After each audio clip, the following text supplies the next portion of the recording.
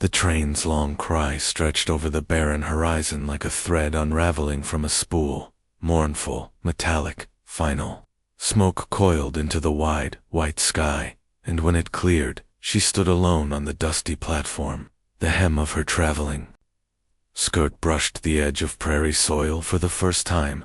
It stained her silks. She let it. She did not look back at the train. That life, velvet parlors, lace gloves, and the choking hush of drawing rooms, was sealed behind her like a crypt. The wind tugged at her bonnet. She reached up, more to steady her thoughts than the ribbon beneath her chin. He was late. She had expected a welcome, not a parade or bouquet, but a gesture. A man waiting with his hat in hand, a kind smile, something softer than this emptiness. The town before her was little more than a string of rough wooden buildings, squat and sun-bleached, their shingles flaking like dry bark. A sign above the general store hung crooked. Dust stirred in lazy swirls across the main street. No one seemed in any hurry, least of all the man she'd crossed half a country to marry. She asked for him at the post station. The clerk squinted at her over his ledger. He's out on the North Range. Should be back by sundown. No apology. No surprise. She spent the afternoon seated stiffly on a bench outside the Mercantile, her gloved hands folded in her lap. A boy offered her a hard candy. She took it, but her smile didn't reach her eyes. It was just before sunset when she saw him. He rode in on a dappled mare, shirt sleeves rolled to the elbow, dust on his jaw, and shoulders set like stone. He dismounted without ceremony, tied the reins, and stepped up to her. "You're early," was all he said. She rose to meet him, tall, she thought, broad-shouldered, a face weathered by wind and work, hands that had held rope, not roses. There was a coolness in his gaze. Not cruel, just closed. "I thought we agreed on the 10th. Her voice was quiet, gentle. She didn't correct him, only nodded, even though she knew the date by heart. She'd read his letter 100 times. Come by the 7th. The cattle moved soon after. He glanced at her satchel. One bag.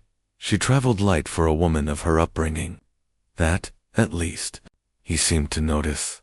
"Let's go," he said, and turned without waiting. The ride to the ranch was long and silent, except for the rhythmic clop of hooves and the cicadas humming in the dry grass. She rode behind him in a buckboard wagon, the sky above melting from gold to indigo. Shadows stretched like old regrets across the land. The house came into view slowly, not large, but solid, unadorned, its white paint faded to bone gray. A porch that sagged slightly. A lantern flickered in the window, casting a long shadow across the yard. He carried her bag inside, placed it beside the stairs, and motioned to a room off the hall. "That'll be yours." There was no tour, no supper waiting, no words of welcome. She stood in the room for a long moment after he left. The bed was neatly made, the curtains thin. There was a small framed photograph on the dresser, a woman, unsmiling, holding a child that didn't look more than a few months old. The glass was smudged. Her chest tightened. She washed her hands, unpacked, took off her hat, and hung it on the peg. Downstairs, she found a slice of bread and some cold stew in the kitchen. No note, just silence. The floor creaked under her step like a house learning to breathe with a stranger inside. Outside, the prairie stretched on forever, quiet as a prayer. The days that followed moved slowly. Mornings were early. He rose before light and rode out. To the herd. The hands came and went. They nodded politely when she passed, but said little. She walked the perimeter of the fence line, pressed her fingers to the bark of old cottonwoods, learned the names of birds by their song. She'd traded ballroom slippers for boots that blistered her heels, but she didn't complain. Once, she tried to bake a pie. The crust burned. He didn't mention it, just pushed it aside with his fork and said he'd already eaten.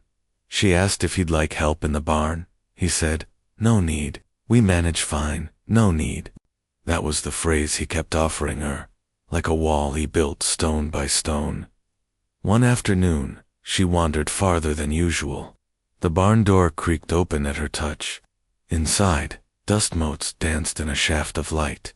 The air smelled of leather, hay, old smoke. Tools lined the walls. Saddles hung in careful order. She moved past them and toward a smaller door tucked into the back corner, half-dash hidden. It wasn't locked, but it felt like it should have been. Inside was a room, not much more than a closet, an old rocking chair, a baby's blanket folded neatly on a cedar chest, a pair of women's boots, clean and unworn. On the wall, a drawing charcoal on parchment, a woman's face, soft, strong, solemn. She didn't stay long, that night. She asked him who she was. He didn't look up from his coffee. Someone I lost. She waited, but he said nothing more. Later, lying in the narrow bed, she let the ceiling swallow her. Outside, the wind whispered through the prairie grass, wild and restless. She felt like it was trying to tell her something that couldn't fit into the quiet spaces between him and her. One morning, a letter arrived from her old life. It was unopened on the table when she came down. He must have fetched it from town. He didn't ask what it said. She didn't tell him. The truth was, it didn't say much. Just a name her father's, and an address she'd long stopped considering home. But the envelope was heavy in her hand, heavier than it should have been. She walked the fields alone that evening. Dust clung to her hem. Her hair had come loose, unpinned by wind and disuse. She didn't fix it at the far fence. She stopped. The land dipped low there, toward a hollow where wildflowers still bloomed in the dry heat. She watched them sway, not delicate, but stubborn, thriving where logic said they shouldn't. She knelt to touch one. Its petals were violet, bright, against the brown. Behind her, the house sat quiet. No smoke from the chimney. No voice calling her back. She didn't cry. Not yet. But her throat ached with the weight of things unspoken. The sound of a horse's hooves startled her, slow, steady, approaching from behind the north fence. Not the ranchers. Someone else. The figure didn't call out, just tipped. His hat, as he passed, gaze lingering for a second longer than courtesy required. There was something in his eyes she hadn't seen in days. Not desire, not pity, recognition. She stood still until he was gone, then rose. The flower she'd touched remained unpicked, rooted, and so was she. Not by love, not yet, but by the quiet pull of something beginning, something real. The mornings came early on the ranch, not by choice but by the demands of the land. Before the first blush of pink touched the sky, he was already gone, saddle singed, eyes narrowed to the horizon. Silence his only goodbye. She rose to his absence, always. The house, quiet as a church after its last prayer, breathed only through floorboards and wind-chapped windows. The kettle on the stove clanked once when the flame beneath it flared. The coffee boiled too long. Still, she drank it. The walls spoke. In their own language, a soft ticking from the hallway clock, the wheeze of a beam settling into age, a shudder that thumped rhythmically in the wind like a heartbeat, unsure of itself. These were her companions. The rooms that had once been built for a family now seemed too wide, too hollow. They swallowed her footsteps whole.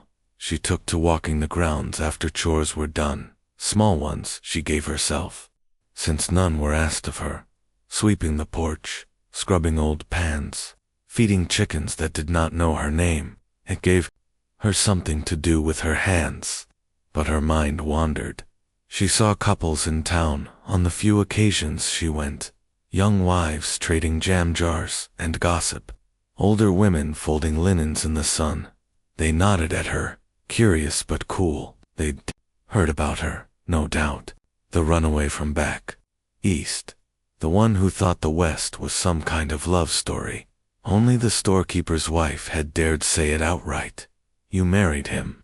she'd asked, eyes wide as boot tracks. He don't talk much.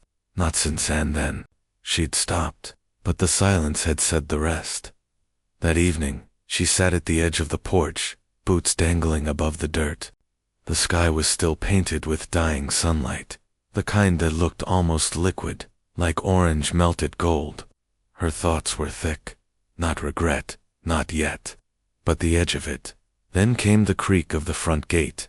Not him, someone else, a figure, stepped forward, tall, slender, with a hat tipped low, and a slow, steady gait that spoke of patience more than pride. "Evenin', ma'am," he said, voice low, unhurried. She looked up. He was younger than her husband, though not young, maybe 35. His eyes were kind, the color of tilled earth. He wore gloves worn thin at the fingertips, and he smelled faintly of horses and pine soap. "I'm from the neighboring spread, east side. Just checking if your man needed help fixing the northern fence line. He was supposed to wire back, but, well, he ain't much for writin'." She shook her head softly. "No, he didn't mention anything." The man nodded, touched his hat again, didn't say more, started to turn, then paused. "You okay out here?" The question took her off guard. It had been weeks since anyone had asked her something that wasn't about chores or cattle. She hesitated, then nodded a small, practiced thing. "I'm fine," she said. He didn't press. Just gave her a look that didn't feel like pity. Just knowing. "Name's Eli," he said. And then he was gone. She found herself looking for him after that. Not eagerly, but in that quiet way a heart does when it doesn't know what it's waiting for until it's found. He came once more that week, helping to lead a sick calf back into shelter during a sudden storm. She stood on the porch, arms wrapped around herself, watching him through the haze of rain. Her husband hadn't returned that night. No explanation. Followed. Eli tipped his head at her as he left the barn. "You ever need something? Just yell across the wind. I hear better than most." She almost smiled. One morning, while dusting the sitting room, a room no one ever sat in, she knocked a book from the shelf. It landed with a thud, pages fanning like a gasp. She picked it up and paused. Inside was a letter, folded, unsent, no name, just words that looked like they had been written in haste and regret. "I didn't know how to tell you she was gone." She tucked it back between the pages and put the book away. That night, her husband sat across from her at the kitchen table. The light between them flickered. "You don't have to stay," he said, not unkindly. She didn't answer. What could she say? That she was here not because she believed in him, but because she still wanted to believe in herself. He stood, took his hat from the peg. "I thought bringing someone here might fix something, but I reckon nothing grows when you're still grieving what you buried." He left without another word. The next day she saddled a horse herself. It took her 3 tries. Her gloves were stained by the time she mounted. She rode past the barn, past the low fence, all the way to the rise that overlooked the valley. There, Eli was working, bending low over a wagon wheel, sleeves rolled. He saw her, stood straight, waited. She didn't speak right away, just sat atop the horse, breathing, in the wind. "Do you like it here?" she asked finally. His smile came slowly. "It's quiet, but the quiet don't lie to you. Back east, the silence is made of secrets. Here, it's just the sky." She looked down at her hands. "I don't know if I belong anywhere anymore." He stepped closer, but not too close. "Then maybe it's time to stop trying to belong and just be. That's what the land taught me. You don't have to bloom for anyone but yourself." She didn't respond, but something shifted in her. Not a decision, not yet, but the beginning of one. As she turned to ride back, he called after her, "You're not as alone as you think." That night, she walked the hallway of the house she lived in, but still didn't call hers. She paused at each closed door, touched the wood with her fingertips like reading braille from a life never offered to her. In the nursery, though, No child had ever laughed within its walls during her stay. She lingered. The blanket was still folded. The rocking chair. Unmoved, she sat in it. It creaked beneath her weight. The room didn't change, but something in her did. A line had been crossed, not with defiance, not yet with hope, but with something deeper, awareness, that she could leave, that she could stay, that, either way, the choice would be hers this time, and in that, maybe she was already freer than she'd ever been. Outside, the moon lifted through the black branches. The wind shifted. Somewhere on the far side of the fence line, a lantern burned late into the night. The earth had begun to soften beneath her boots. Spring, shy and hesitant, was slipping in between the brittle bones of winter. The frost no longer bit as fiercely in the mornings, and tiny green things poked through the cracks of the once bare fields. She noticed them on her walk shoots no bigger than a finger, braving the wind without armor.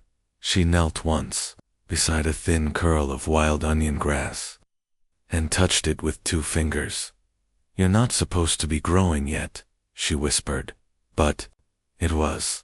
That same week, the rancher began coming home earlier, not with purpose, not even with warmth, but with less distance. He'd started speaking at dinner, short sentences. 1-word answers turned into 3. He noticed when she added biscuits to the meal. He took his second helping without comment, but he didn't leave any on his plate. Still, the silence between them lingered like an old injury, healed wrong. Something had cracked between them in the beginning, and it had never quite mended. One evening, as she folded linens in the back room, she heard his boots pause at the door. This room was hers now, more than the others. A small sewing corner, books stacked neatly, a half-finished quilt. The only space in the house that felt like it belonged to someone living. He stood there for a long while, not entering. Then finally, with a voice rough from disuse, he said, "She used to keep violets on the windowsill." The words felt like stones, dropped into water. She turned. "Your wife?" He nodded. A muscle in his jaw twitched. "We planted a whole row by the creek." She said they were quiet flowers, like prayers that didn't need to be heard out loud. His eyes didn't meet hers. "I never tended them after. Thought maybe if they died, the ache would too." She folded the last towel slowly, but they came back anyway. He gave a breath of something like a laugh, almost, then turned and left without another word. That night, she lit a lamp beside her bed and wrote something in a notebook she kept hidden in the bottom drawer of her dresser. Grief is a root that grows deeper when ignored. You can't cut it out, but maybe you can plant beside it. The next morning, a letter arrived from the east. It was slipped under her plate at breakfast. She knew the handwriting before she turned it over. Her father. The seal was unbroken. Still, it weighed like a stone in her palm. She left it there, untouched, for days, but its presence changed things. Her steps grew slower.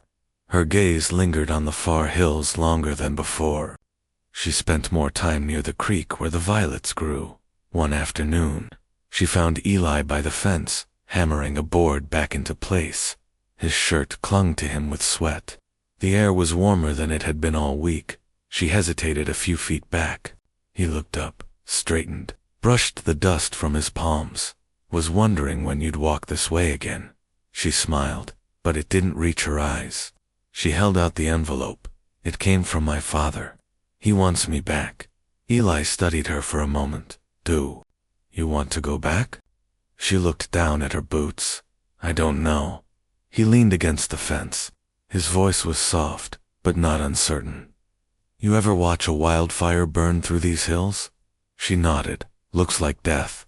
Blackened ground, ash, but a year later, things bloom." "You've never seen before?"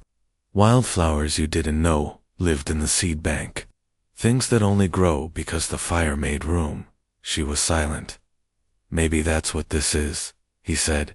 "Maybe the fire already came. You just haven't seen what's going to grow yet." She swallowed. Her throat felt thick. "Why are you always so kind to me?" Eli shrugged, a quiet smile playing at the edge of his mouth. Because kindness is the only thing. I got that didn't get burned. That night, she stood in the doorway of the rancher's study. The door was open. He sat inside, staring at a map spread across the table. The lantern lit only half his face. I got a letter, she said. He didn't look up. I saw. He waited. She waited longer. He finally asked, "You thinking of leaving?" She stepped inside. I don't want to be someone's burden, or placeholder, or regret. He leaned back in his chair. The old wood creaked. You ain't any of those things. She blinked. The quiet held. Then why have I been living like I am? He didn't answer. She stepped closer.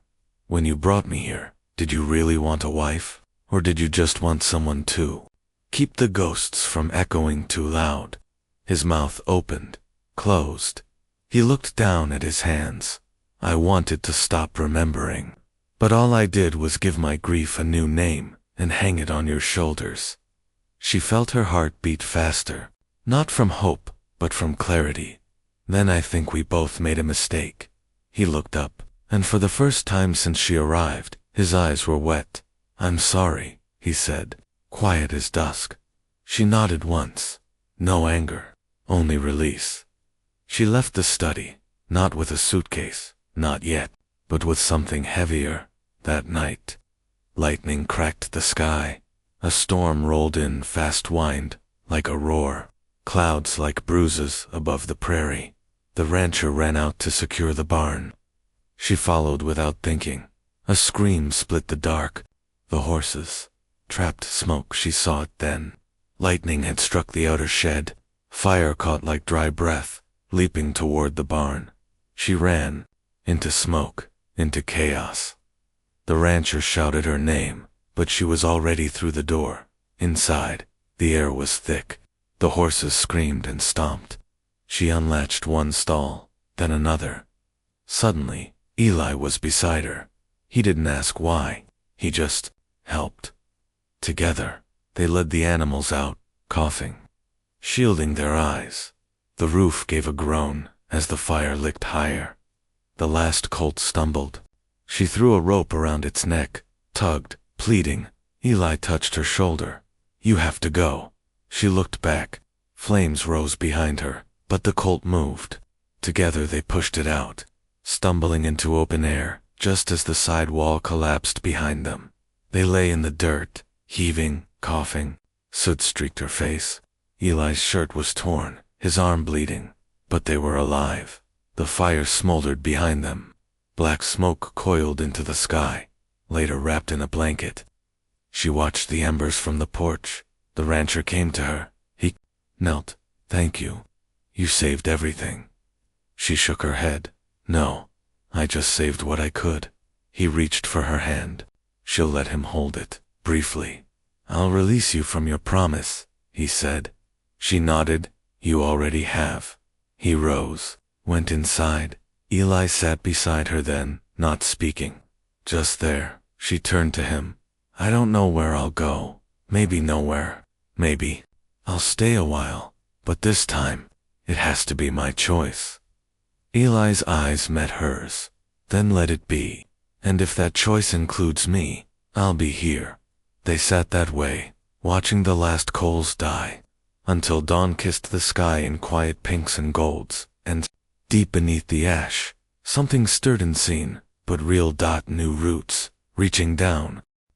The smoke had long since vanished, swallowed by prairie wind and time, but its shadow lingered in the rafters and in memory.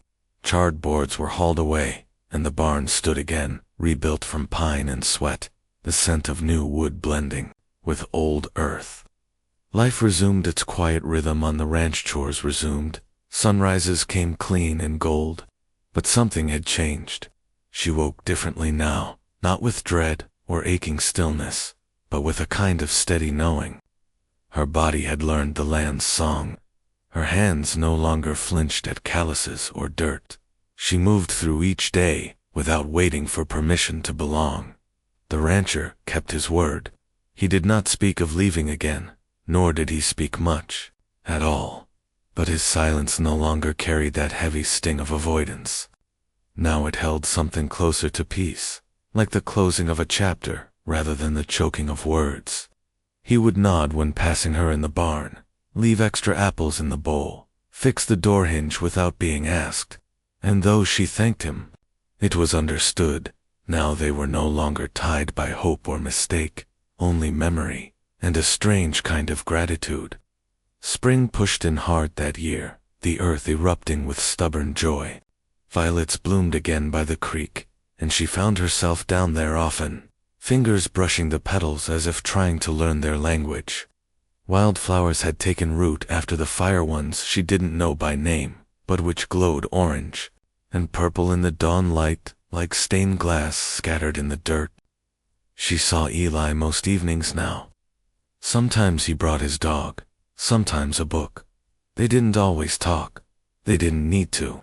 One evening he brought a tin box filled with seed packets. He opened it slowly on the porch between them, as if it were something sacred. Thought you might want to grow something of your own. She looked at the neat paper envelopes, sunflowers, beans, sweet peas, squash. What if they don't take? Then we try again next season. He said it like truth, not encouragement, not optimism, just fact. She held one packet in her palm. It felt impossibly light for the promise it carried. That night, she sat at her small writing desk and opened her father's letter at last. The ink had smudged slightly, written in haste. The lines were short, unsentimental. He said the scandal had passed, that people hardly remembered her name, that her mother still prayed for her return. There was a room waiting, a stipend, a proper life. She folded the letter again, set it beside the candle, let it burn. The decision was not sudden. It had been rising for weeks, like sap through a tree, unseen but inevitable. She stayed. Not for Eli, not even for the ranch or the open sky, but for herself. She dug a garden by the side of the house, near where the porch light reached at dusk. She tilled the soil until her shoulders ached and planted each seed with care, whispering their names like spells: sunflower, squash, tomato, thyme, a little row of hope stitched into the earth. On the day she planted the last row, the rancher brought her a shovel without speaking. Then he built a low fence to keep out the deer. They shared a quiet smile. It was enough. Eli came to sit with her after sundown, when the last streaks of orange faded into indigo. He spoke of his childhood once briefly, of a mother who died too young, of a father who drank too much, of building fences by 14 and learning silence before language. She listened, her hand resting in the dirt beside her, grounding herself in every word. He turned to her, finally. You ever think you'd end up here? She laughed softly. Never. But would you go back? No? Why? Because for the first time, I'm not waiting for someone else to tell me who I am. They sat in that silence. A long time. The stars blinked awake above them. Somewhere, an owl called. The wind picked up, warm and restless. It tugged at her shawl, carried the scent of pine and far-off storms. She closed her eyes. Let it pass over her like a question. He reached out then, not to possess, but to offer. She didn't move at first. Just let their fingers touch, barely. Then slowly, she laced her hand with his. It wasn't a kiss. It wasn't even a promise. It was something older than that, a choosing. Later, she walked alone to the far field where the prairie met the woods. The moon rose full behind the trees. She stood still, listening. The wind came again, and this time, it said her name. Not the one her father gave her. Not the one society whispered when it cast her out. The name the land knew her by. The one she'd earned,